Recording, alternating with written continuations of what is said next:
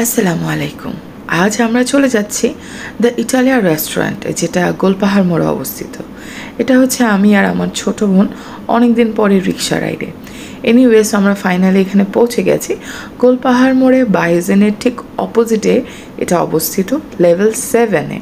আপনি লিফটে 7 প্রেস করবেন অ্যান্ড আপনি পৌঁছে যাবেন দ্য ইটালিয়া রেস্টুরেন্টে। তারা নতুন রেনোভেশন করেছে অ্যান্ড এখন কিন্তু মোটামুটি অনেক হাইপে আছে। সো অনেকগুলো রিভিউজ দেখার পরে ভাবলাম এই রেস্টুরেন্টটাতে একবার ঘুরে দেখা যাক। আই মাস্ট সে তাদের ইন্টেরিয়রটা কিন্তু তারা সুন্দর করে করেছে। আমি এর আগেও এখানে ভিজিট করেছি। সো রেনোভেট করেছে হিসাবে আমার তাদের ইন্টেরিয়রটা খুবই ভালো লেগেছে। একটা দোলনা দিয়েছে, ওয়ালে কিছু পেন্টিংস, পটারি, খুব অ্যাস্থেটিক একটা ভাইব আনার চেষ্টা করেছে।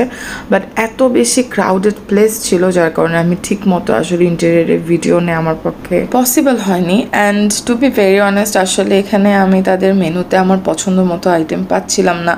যেটা আমার পছন্দ ছিল ওটা তারা সার্ভ করতে পারছিল না। সো ফাইনালি আমরা 4 সিজন একটা পিৎজা নিয়েছি, যেটার টেস্ট আমার কাছে মোটামুটি লেগেছে, মানে অত আহামরি কিছু না। আমি আসলে to be very honest impressed হইনি একেবারে।